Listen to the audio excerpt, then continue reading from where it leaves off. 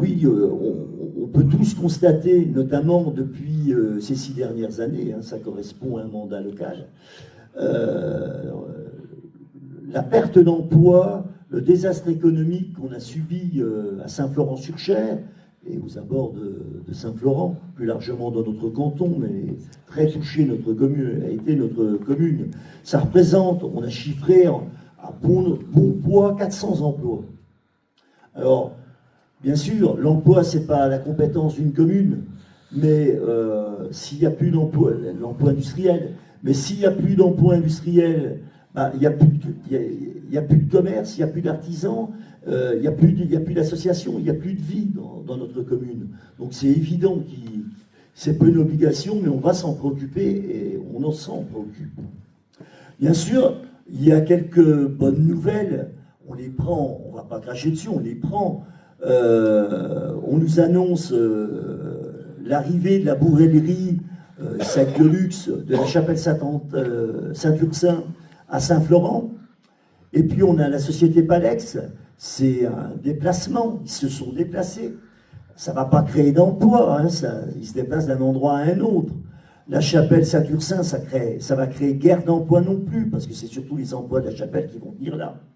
Mais nous, il n'y a pas si longtemps que ça, on a laissé partir nos emplois de l'entreprise Comatelec à la chapelle Saint-Ursin.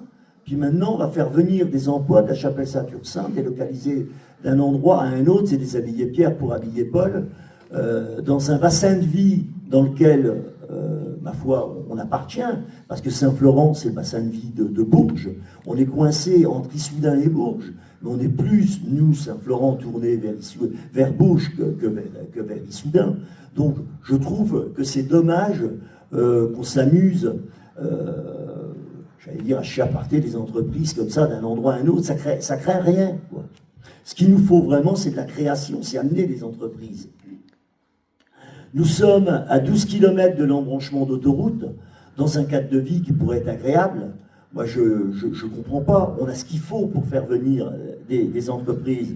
Il faut mouiller la chemise, il faut aller les chercher. Alors, c'est vrai que nous, on n'a pas les moyens qu'une ville comme Bourges a. Ils ont des équipes professionnelles dédiées à ça, recrutement, en démarchage d'entreprises.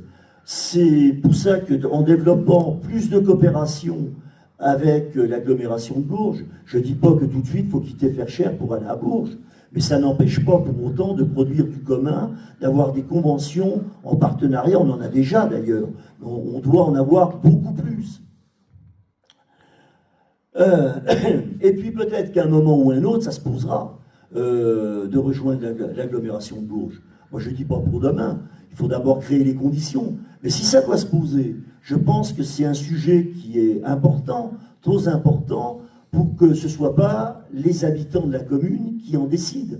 Donc si nous sommes aux commandes de la municipalité à ce moment-là, on mettra tout sur la table, les avantages, les inconvénients, et puis moi je pense qu'il faut soumettre ça par référendum pour que les gens s'expriment.